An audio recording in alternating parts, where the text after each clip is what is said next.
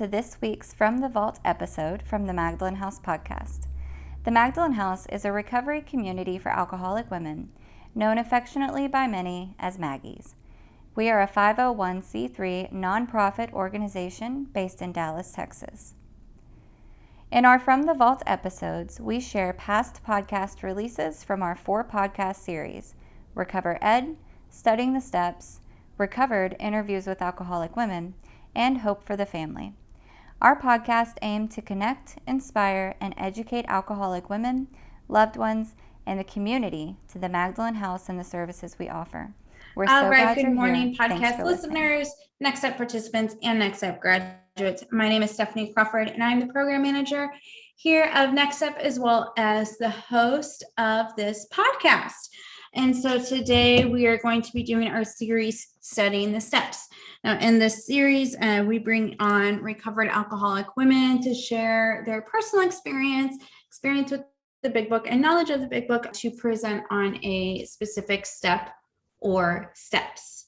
So today we are going to have our volunteer coordinator on, Kelly Williams, and she is going to talk to us all about Step 12. So I know you all are in for a treat. She is a cutest dynamic speaker with lots of passion and energy for the program. And so make sure you have your notebook, your Big Book, a highlighter. Who knows where this is going to go? I'm super excited to be here, and I'm going to hand it over to Miss Kelly Williams.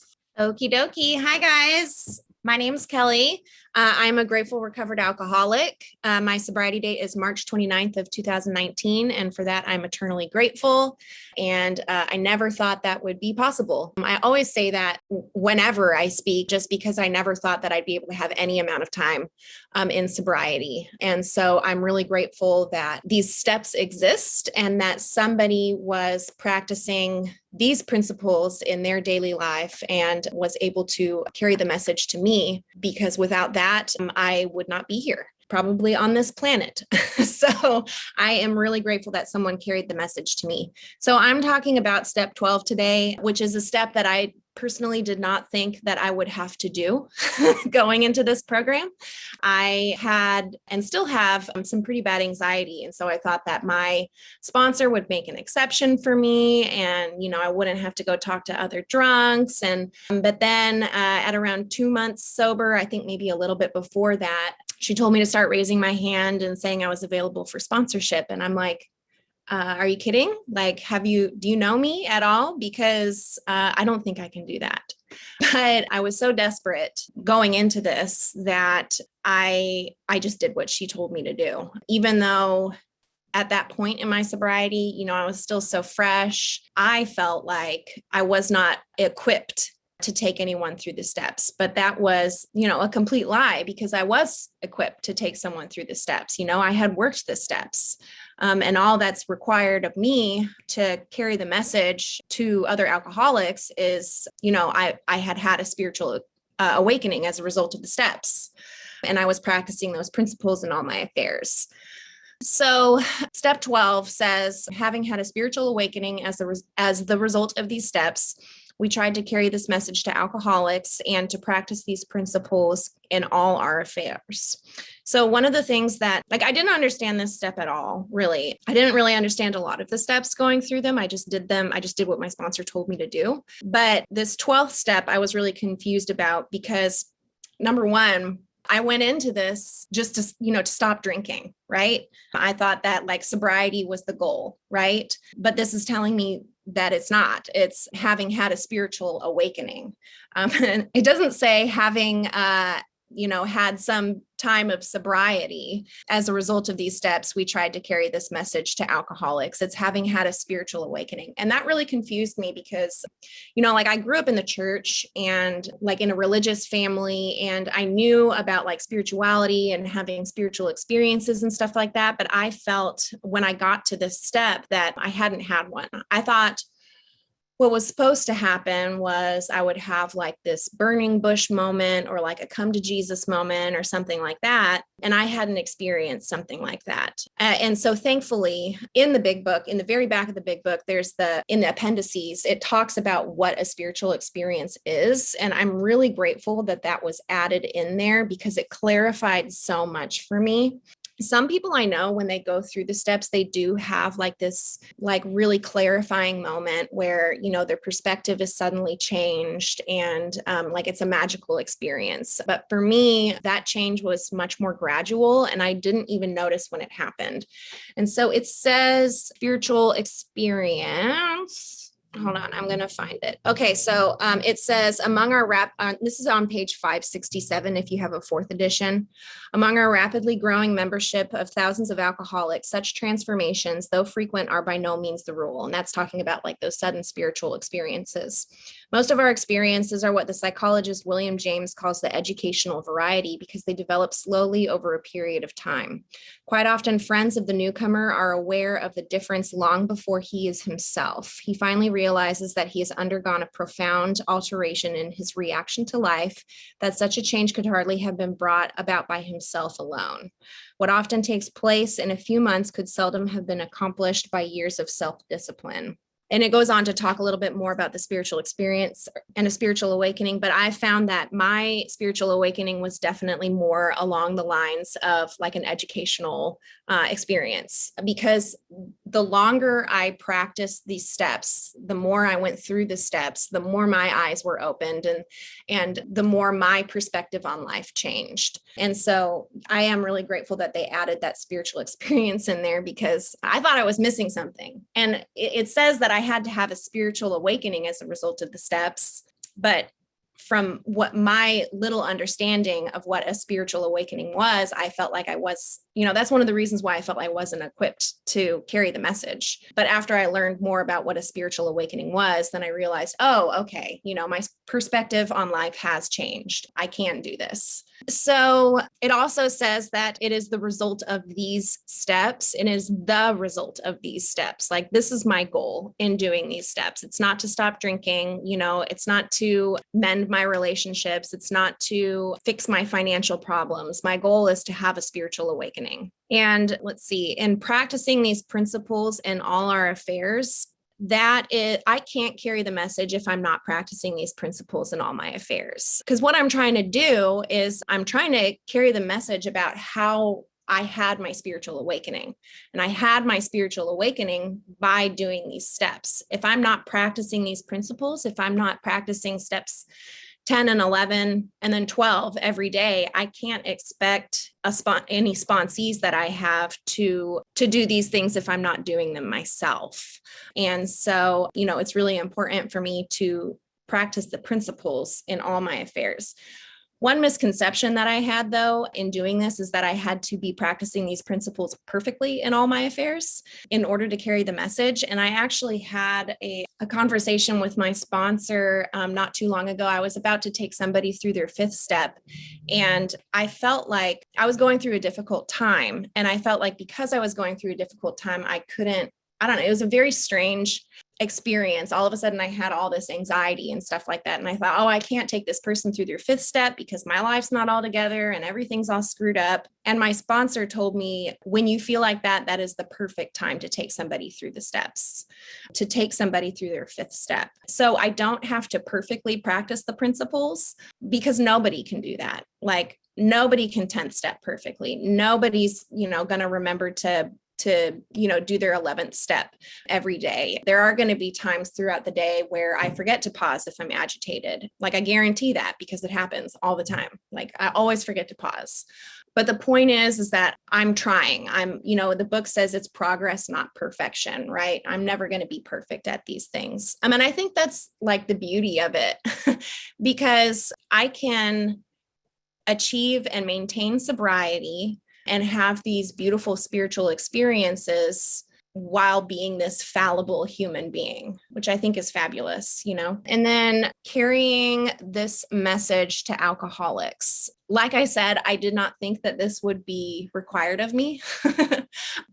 And I didn't necessarily understand At first, I don't know why this got into my mind, but I felt like carrying this message to other alcoholics, practicing step 12 was doing things like volunteer work. And I know I'm the volunteer coordinator at the Magdalen House, but I always like to make the distinction when I take people through volunteer orientation that coming here and volunteering, like cleaning yoga mats, that's one of the things that I did when I first started going to Maggie's, is not 12-step work. It's service work, and it's really good to do. Like, it gets me out of my head. It makes me focused on other people, but it is not 12-step work. 12-step work is carrying the message to other alcoholics. 12-step work is meeting one-on-one with an alcoholic person. 12-step work is having a commitment, going to that commitment and just carrying the message.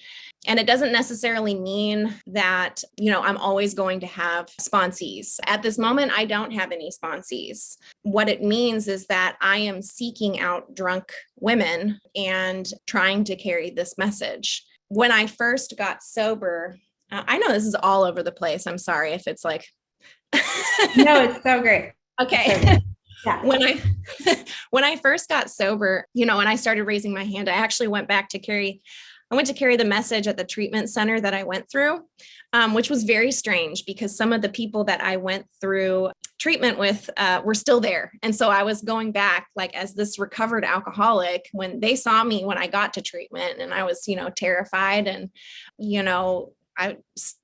just not knowing what the heck I was doing. So I came back to this treatment center and I was able to start carrying the message. And as soon as I raised my hand, the first week that I went back to carry the message there, I raised my hand. I didn't even speak, but 2 people approached me and asked me to sponsor them. And that was scary to me because I'm like, I didn't even say anything. Why do you want me to sponsor you? But looking back on it, and after having talked with my sponsor about it, she said, God probably thought you were going to get drunk, so he wanted to make you busy right away, And so taking those, talking to those women, I didn't take them all the way through the steps because they ended up dropping off, and not contacting me, which happens frequently. But, I had this, and I still do this like plan of action here in working with others that tells me exactly how I can talk to the newcomer. It tells me exactly what to do when I first meet with the person, my very first meeting. And then it tells me what to do in my second meeting with them. It tells me what to do if they have family. It tells me what to do if they have financial problems. So going into that and raising my hand for the first time and offering myself up for sponsorship, I had everything that I needed. And that's not to say that I didn't make mistakes, because I definitely made mistakes in especially my first few sponsees that I had, and I still make mistakes today. Like, I remember when I met with my first sponsee, I talked to her for way too long and was trying to convince her to do this program. That's not what I should have done. And I know that now, but it was a really great learning experience. And another really great learning experience was coming to terms with the fact that me making a mistake, or a sponsee dropping off the face of the earth, or a sponsee successfully working through all 12 steps, that is completely out of my control. I can't cause anyone to get drunk, and I can't cause anyone to get and stay sober. That is all God. My only responsibility is to carry this message to alcoholics and practice these principles in all my affairs. But when talking about carrying this message and feeling like it was not required of me, the more I read this book, the more sentences and paragraphs pop out that convince me otherwise, that it's a non-negotiable part of the program. It tells me on page 159, it says, though they knew they must help other alcoholics if they would remain sober, that motive became secondary. It was transcended by the happiness they found in giving themselves for others. So I must help alcoholics if I want to remain sober, if I'm an alcoholic of the hopeless variety. It also says on page 156, but life was not easy for the 2 friends. This is Bill and Bob. Plenty of difficulties presented themselves. Both saw that they must keep spiritually active. And I've noticed that's true for me in my own life, obviously. And I know the more experiences that I have as a sober person, the more this will ring true for me. I don't remember how long I had been sober. I was still under a year sober. And I know that because I was still riding the bus at that time. I was on the bus and I got a phone call from my mom letting me know that my dad was diagnosed with cancer. And I felt like the world was ending. Like I just did not know how to react to that. And I remember it was like an hour-long bus ride. Like I got off the phone and I had to sit and stew with that for an hour. And during that time, I didn't pray. I didn't know what to do, And so when I got home, when I got off the bus, I called my sponsor and was sobbing into the phone to her. And she really set me straight and basically said, "You're making this about you. Go help somebody else. Go help an alcoholic. Pray about it. Go help another alcoholic." And so that's what I did. I got home and immediately got on the bus to Maggie's because that's what my sponsor told me to do. And I am grateful that she told me what I needed to do instead of what I wanted to hear. What I wanted to hear was, "I'm so sorry. That's so tragic. Why don't you go take a nap or cry or eat some chocolate or whatever." What I didn't want to hear was, "Go help another alcoholic." But that's exactly what I needed at that time, because otherwise I would have done exactly what I did in that entire bus ride home, which is think about myself, how sad this is for me. What am I going to do? How can I help my family? Stuff like that. Can I ask you a question? Yeah. Because I do think it's important that you'd also share how you were able to help your family in that time.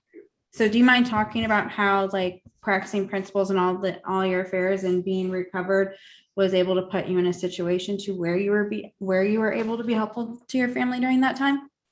Yeah. I mean, basically just, I think one of the biggest things was just asking God to just remove like my ego from the situation, because for some, I felt like this panic, how can I don't know. It's kind of strange. Like my dad is fine now. It was prostate cancer and he was able to have his prostate removed and everything. And so he's fine now. But like my big thing was, instead of like blowing up my family's phone, trying to like get continuous updates from them and freaking out about how my dad was, I was able to ask God to just like help me to live in that situation, just moment by moment and not future trip. And I think in that way, I was able to show up in a more like calm manner. I'm really good at freaking out and like catastrophizing. And I think a lot of us are really good at catastrophizing.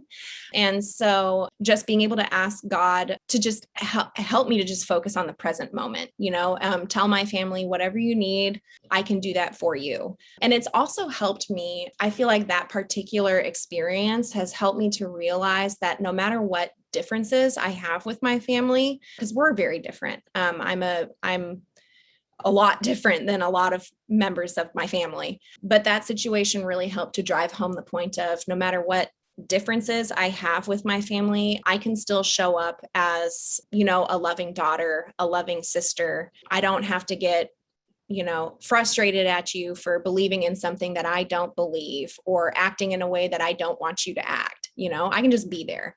And so I think at that moment, I really realized that my family is more important to me than anything I think about them. Do you know what I mean? Does that make sense? Mm-hmm. Yeah. Okay. Yeah. Thank you for sharing that. For sure. Yeah. But yeah, I mean, there's a ton of different examples in the book about the necessity of going out and carrying the message to other people. And, like I said, there's no way I can expect a sponsee to practice the principles in all their affairs if I'm not doing the same. One thing, I don't remember who said it. It might've been Lisa was talking about, or I don't know, it was somebody, they were talking about step 11. Right. And I have a really difficult time with step 11. I'm not the kind of person who usually just sits down and relaxes or like meditates and stuff like that. So that's been really difficult for me. And I've had to ask God for a lot of help in step 11. But what was said was I can't effectively do step 10 or step 12 if I'm not doing step 11. If I'm not practicing step 11, how can I expect to become aware of my thoughts and my actions throughout the day? If I'm not doing step 11, how can I expect my sponsees, to do step 11 when I'm not doing step 11? How can I carry the message effectively if I'm not relying on God throughout my day? And so that's like been a real big thing, especially lately for me, making sure that I'm doing what I can to make myself the most useful, and to carry the message the most effectively. So I love that.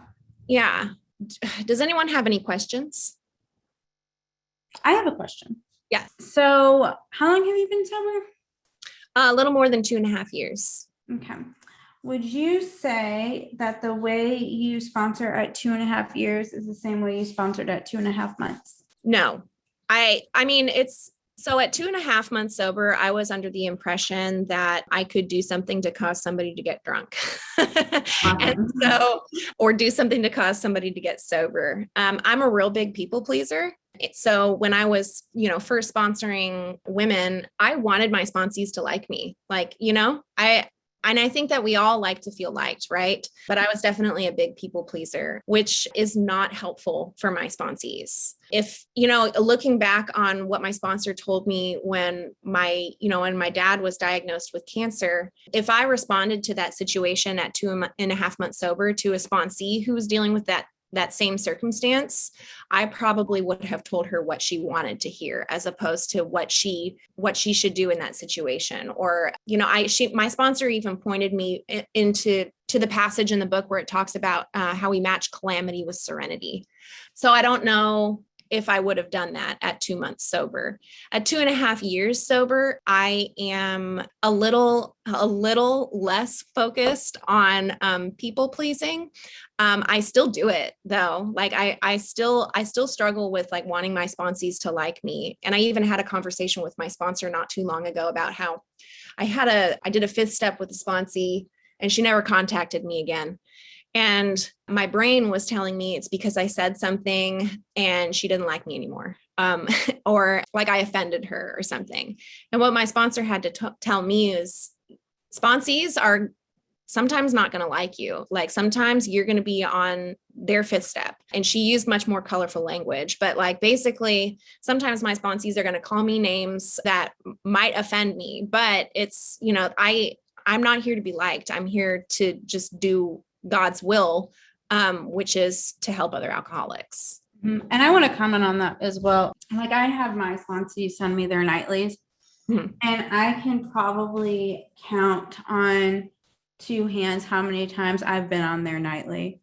Yeah. Yeah, and it always makes me laugh too. Because like I know, because I know that like they love me and I love them, and clearly like they have enough like trust in me that they feel comfortable putting me on their nightly, knowing that I'm going to read it, and it also shows too at this point, hopefully they've been doing the work long enough that if they are resentful, they realize that it's something in them, not in me. Because just like when I'm resentful, there's something in me, either fear or selfishness or something that's driving that resentment, and then they can hopefully realize the same thing in them too.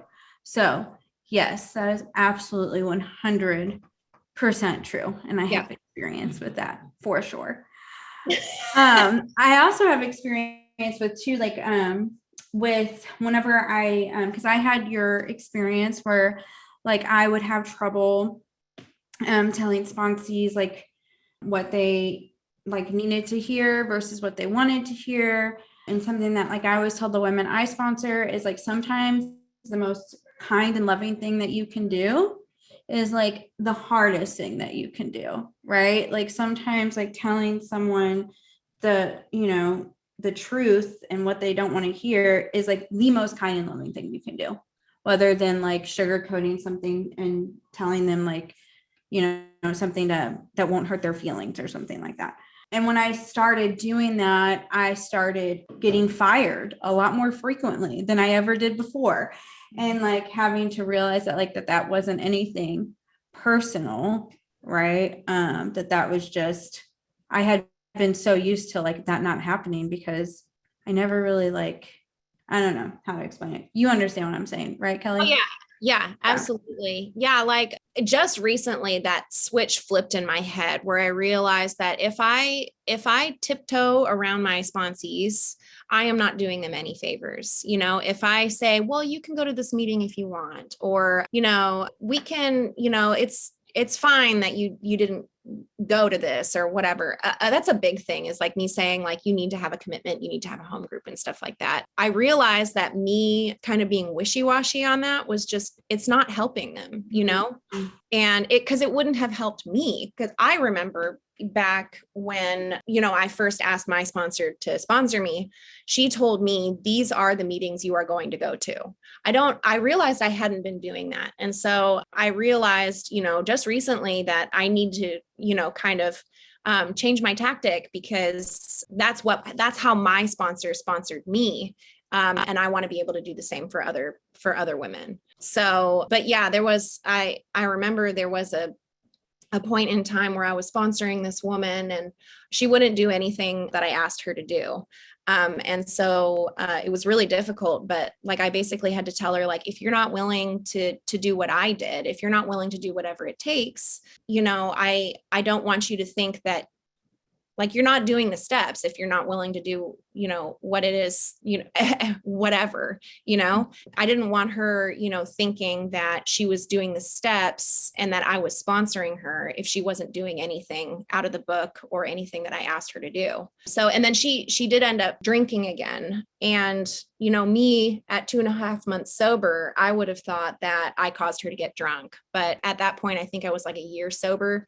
And I realized that she just needed to really experience her step one again, Yeah, so yeah. Absolutely. And like my sponsor, like really like kind of like hones in on me that like you always want to leave yourself in a position to be helpful later.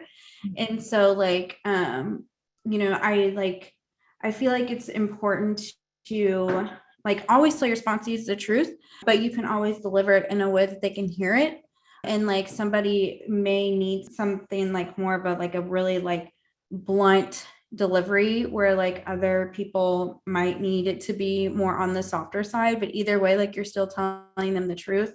Mm-hmm. And like my sponsor's really she's helped me with that a lot, because like you always want to remain in a place to be helpful later. And like, letting them know that, if you do relapse, it's not because the 12 steps don't work or there's not a higher power out there.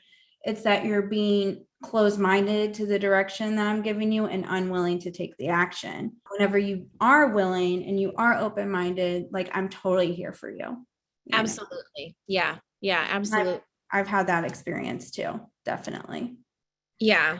I remember one of the things, like I definitely approach different sponsees differently, depending on the situation, and so, yeah, I completely agree with you. Mm-hmm.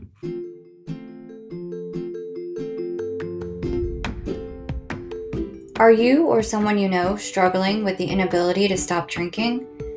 At the Magdalen House, we believe that alcoholic women deserve a place to recover with dignity. In our 2-week residential program, clients will be introduced to what alcoholism is and what alcoholism isn't, as well as be presented with the solution, all in a loving and supportive environment. All of our programs are offered at absolutely no cost, and because we accept no government money, we can accept women all over the world and stick to our own curriculum. If you want to stop drinking and cannot, call 214-324-9261 for a phone screen. Now, I think it's important to talk about, because, you've had the same sponsor for 2.5 years, which is not everybody's experience. It doesn't have to be your experience, but like you have a lot of like trust in your sponsor, and like you did what she told you to do. And so, like by taking that direction, it worked, right? And I think one of the things that's important to talk about, I don't really know if this has to do with 12-step work or not, but I think I just learned this about you, to kind of like how willing you were in the beginning. I'm sure you're still just as willing today, but do you mind talking about that, like what you did in your early recovery. Oh, You yeah. know? Yeah, I was, like I said, I was desperate. And, I was in this 30-day treatment center, and I realized when my sponsor came in and carried the message with one other woman, and she talked to the whole group of us. And I realized when she described like the nature of alcoholism, how it's, my body and my mind are essentially trying to kill me. I have an allergy to alcohol, and I have a mind that keeps telling me that I don't. And so when that was explained to me, I realized that, I was screwed. I realized that when I got out of treatment, I was going to drink. It wasn't like, I might not drink, or, if I get my apartment, I'm not going to drink. Or if I get my dog back, I'm not going to drink. It was, I am going to drink no matter what. And I remember having that moment of clarity. And the weird thing is that it like faded, right? And so I'm really grateful that I was in a 30-day treatment facility, because my sponsor kept coming back and talking to me. There was one point where I ended up moving into sober living when I got out of treatment. I did not want to. Like, every fiber of my being did not want to go into sober living, because I had a dog, right? I had 2 cats and 2 dogs when I went into treatment, and I had to give 3 of those away. So I just had the 1 dog left. And my priority was to live with my dog, because I love my dog. But what my sponsor told me was, your dog's going to get you drunk, because I was putting my dog above my sobriety. And when she said that, I got real mad at her. I was like, no, you don't know what you're talking about. My dog is awesome. And But the longer I sat on that, the more I realized, yeah, my dog was going to get me drunk. So I moved into sober living, because I realized I wouldn't be able to get an apartment anyway, because I had no work history, and I don't even know, I had a driver's license, but I thought it was suspended at that time. But yeah, so my sponsor, I moved into sober living. My sponsor gave me this list of meetings that I had to go to. I didn't have a car, and this meeting would have taken me like 2 hours to get to. But she told me to go to this meeting. And so I did. I went to that meeting. I rode the bus. It was a bus and a train, and I had to walk. I had to walk for like 40 minutes. And I did that on Tuesdays and Thursdays. My home group is on Tuesdays and Thursdays, and I went to both days when I got sober. My sponsor also told me, whatever job you get, you have to make time for these commitments. And so when I started applying for a job, it was, I cannot work on these days no matter what, which was really difficult for me to do, because, I needed a job. I didn't have a job, but I knew that from what my sponsor told me, I knew that God will provide for me what I need if I keep close to him and do his work, and so that's what I did. And I ended up getting a job that allowed me to go to those commitments and those meetings. I also really did not want to carry the message. I didn't want to talk to people. I was terrified, but my sponsor told me that I needed to do that. And so I did that. There was only one time, or I don't know, it was actually probably more than one time, but one time that I remember where I argued with my sponsor about how I didn't want to do something. And I was being real coy. And my Oxford house, which was the sober living I was in, was having, the toilet was broken. And I was like, I know how to fix that. I've fixed toilets before. And so I called my sponsor and I said, hey, I can't go to this commitment tonight because I have to fix this toilet. And she's like, Kelly, she laughed at me. And she said, that's bull. Like, fix the toilet later. You're going to this commitment. And I got real mad with her. And I was like, oh, gosh, I guess I'm going to this commitment. So on my way to the commitment, I realized I was being dishonest with her. So I called her and I made amends. But, I ended up doing the thing that I needed to do. There was one occasion where she told me, she said, you suck at following directions, don't you? And I was like, oh. But that's what I needed to hear. She's really good at being blunt with me and telling me what I need to hear, like what I need to do.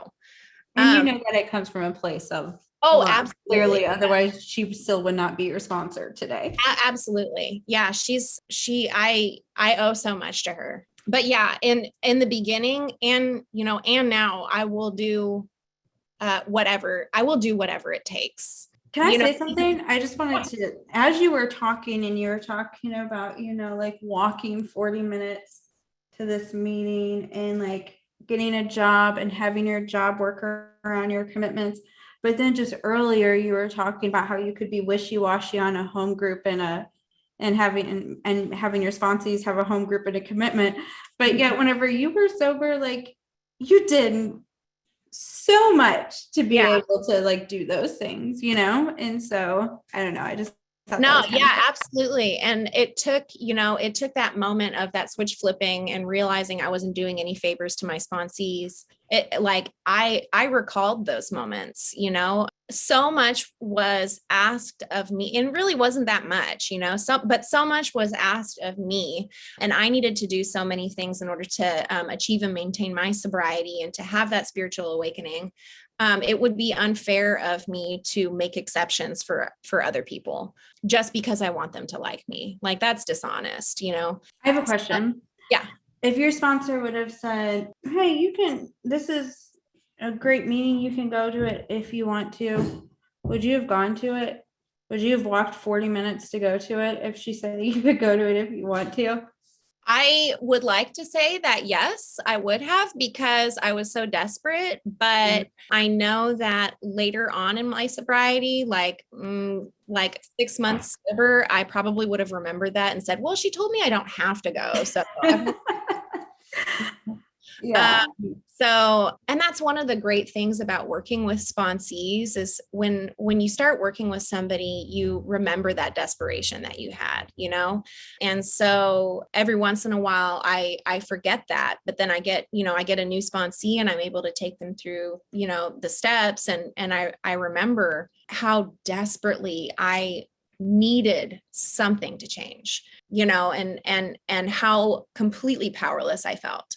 It's always a good reminder to me. Yeah. That reminds me too, when I first started going through the steps, I was told I wouldn't have to read the stories in the back because the program of action is in the first 164 pages.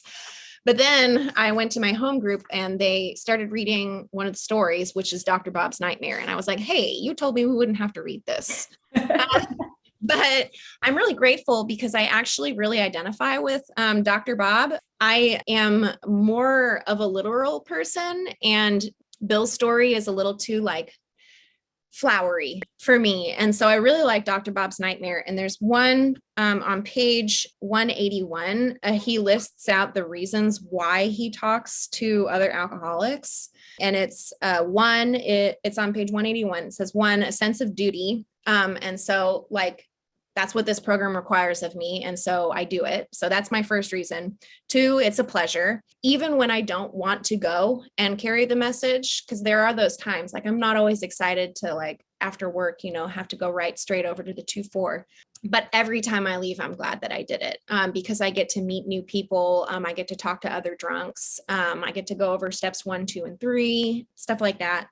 Number 3 is because in doing so, I'm paying my debt to the woman who took time to pass it on to me.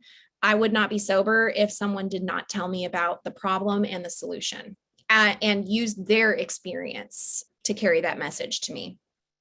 And then 4, because every time I do it, I take out a little more insurance for myself against a possible slip. So when the book says, when all else fails, intensive work with another alcoholic will save the day. I'm paraphrasing because I'm not very good at memorizing things in the big book. But yeah, like those 4 reasons pretty much sum up like why I do this. I really like Dr. Bob's Nightmare. It's a good chapter. You want to know a secret? Yeah. I've never read it. You should read it. It's a little bit more boring than Bill's story.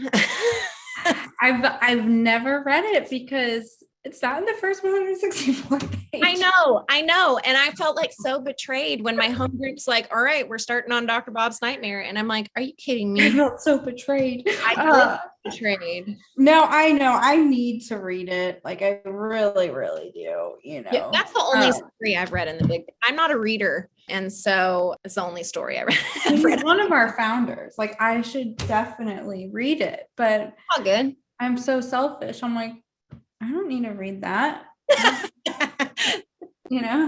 what am I going to do? Just read it in my spare time, Yeah, whenever you've got any free time you might have. Yeah. But no, now like I feel like I have to for sure. Well, so I wanted to ask you, one of the questions that we would ask in Next Step is, are you currently sponsoring? Like, do you have any active sponsors? Are you actively sponsoring? Like, do you have any sponsees? And if so, like, what are you doing for them? Mhm.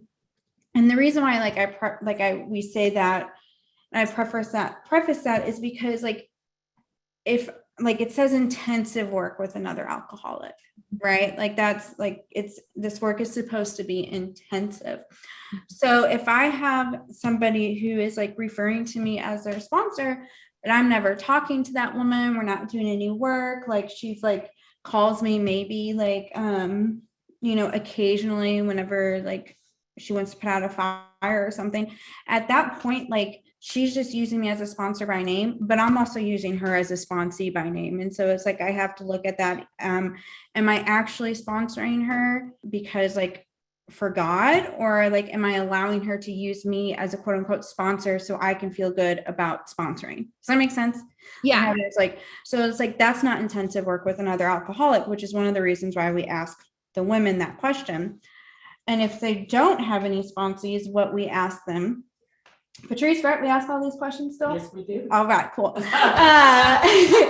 Is, what are you doing to pursue sponsees?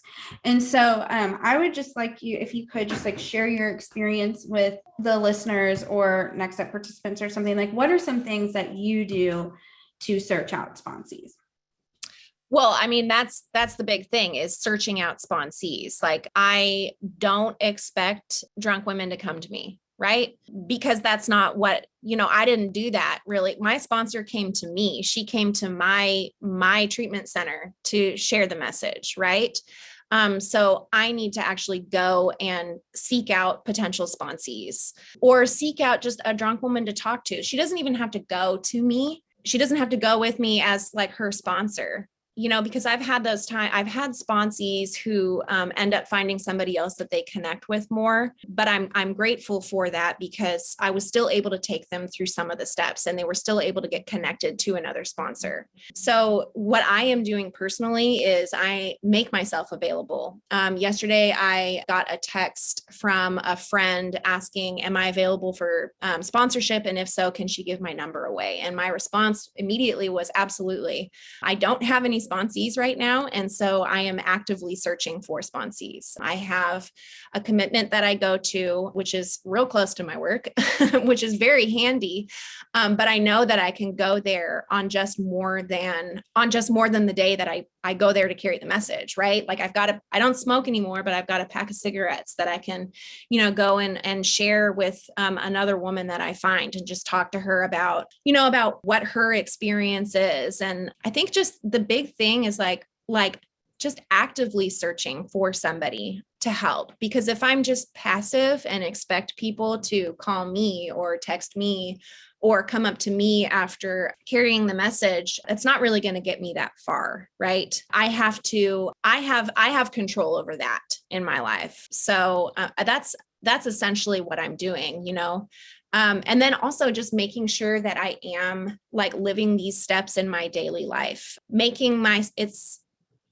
I have to make the program look attractive, right? So if I'm, acting one way when I'm carrying the message, and then, at my job, I'm just like a terror, or in my home, I'm, or on my drive home, I'm cussing people out, that's going to reflect in like how I show up to sponsees. So I need to make sure that, I am practicing these principles and making this like a more attractive option for them, and then also just having fun, because the book says that we're not a glum lot. If we were, this wouldn't be attractive to drunks. And that's what attracted me to the program, was my sponsor was happy and sober, which was weird to me. But that was like a huge thing that attracted me to doing this work, was that you could be happy and sober at the same time. And I was like, I don't know. I don't completely trust that this will work for me, but I sure hope it does, because I want what you have. So just making myself somebody that someone wants what I have. Right. Mm-hmm. Yeah. No, I love that so much. What would you say is like some of the greatest gifts besides staying sober that 12-step work has given you?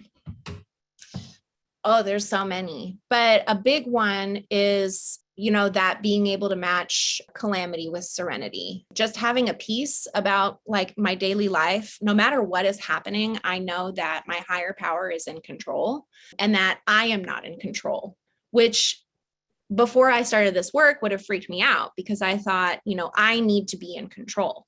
But me being in control is what got me into treatment, right? So me not having to be in control is an awesome gift that this program has given me, because when I'm in control, I screw things up.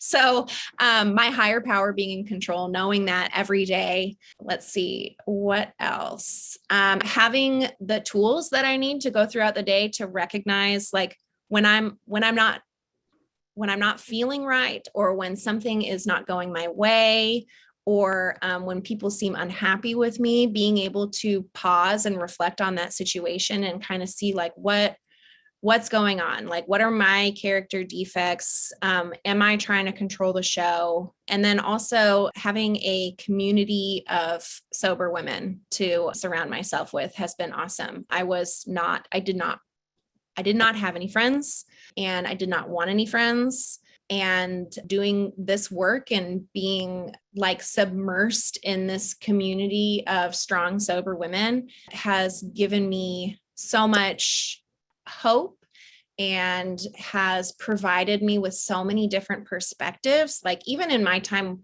just working at the Magdalen House, I've heard so many like good little nuggets of information that have really helped me in my sobriety. So just, being able to hear people's, experience and listening to what they know and what they did. And I don't know, it's been cool. A lot of cool things. That's how I feel like with doing the podcast too, for sure. Like I just get to like hear constantly like things that inspire me and things that I can use to be helpful to others. And like if I didn't do this podcast, like I feel like I would like miss out on all this cool information and cool experience, like the stuff that you've shared today. Do you mind reading the 12-step promises on page 89? Yeah, girl. And then I'm going to have you do something else too, but that's going to be the first thing. Okay. So on page 89, working with others, life will take on new meaning, to watch people recover, to see them help others, to watch loneliness vanish, to see a fellowship grow about you, to have a host of friends. This is an experience you must not miss. We know you will not want to miss it. Frequent contact with newcomers and with each other is the bright spot of our lives. Awesome. So whenever you were talking about like how you used to not have any friends and all that stuff, like it was just that's like immediately what I was thinking of is like the 12-step promises, like being true in your life today, which Absolutely. I thought was absolutely beautiful. The other thing that I would like for you to do is your experience with step 12 reminds me of a line in the book that you read earlier. I believe it's on page 159. Can you read that again? I could be wrong. It might be on page 157. Oh, yeah. Just that line that I read. Mm-hmm. Though they knew they must help other alcoholics if they would remain sober, that motive becomes secondary. It was transcended by the happiness they found in giving themselves for others. So the reason why I had you read that line is because before I used to read that line, just read that line. It's a really great line. But around like, I would say 3 years sober, between 2 and 4 years sober, my son's father pointed out that it said that motive became secondary, right? Mm-hmm. So like in the beginning, your motive to help others was that like you were desperate, right? Because you were saying how scared you were, you weren't going to do it, but like you did it because you knew you had to do it to stay sober, and like how like desperate you were. But now like that motive has been outweighed by like all of the gifts that you've given or that you've been given, and how like great, 12-step work is. And so I just thought that line was like just a really good, I guess, like, what's where I'm looking for, like example of your experience with step 12. Yeah, absolutely. Yeah, because when I first started doing this, it did feel like I was literally just doing what my sponsor told me to do so that I could stay sober. And now I realize the value in helping others in my life, which is no matter what I am going through, I know that me going and carrying the message to others will help me no matter what, even when I first, during the pandemic, I was caring for my uncle who's severely disabled. So I literally just saw one person for like a year and a half. Right. And then when I first started working at Maggie's, all of a sudden I was surrounded by people all day, every day, which was lovely. But at the same time, it was stressful. And so I knew, on Wednesdays, I go to the 2-4, and I look forward to that now, because that's a place where I can share, it relieves me of all of the stress that I have throughout the day. It's weird. I never thought that, because carrying the message used to stress me out. Now it's like I do this when I feel upset, which is backwards. I thought it would be backwards, in early sobriety, but it's very helpful. So, yeah. Wonderful. Well, this has been really beautiful and helpful. I hope you had a good time. I had a lot of fun. Oh, good. I'm glad. I was nervous. No, it was so fun. It was great. Do you have any parting words before we head out? No, just do the steps. Just do what your sponsor says, even if you feel like a load of, what. Just do it. And you're a perfect example of somebody doing what their sponsor says and getting the results of that. So even if you felt like it was, what. You put that in the podcast so that she hears that. Oh, for sure. Pat, we're talking to you. Yeah. All right. You have a wonderful day. I'll see you at work. All right. Sounds good. Bye. Bye. This has been a re-release from the Magdalen House podcast for our From the Vault series. We hope you've enjoyed this podcast. Tune in every Wednesday for a new release from one of our 4 series. To learn more about the Magdalen House and the services we offer, visit magdalenhouse.org or follow us on your favorite social media channels.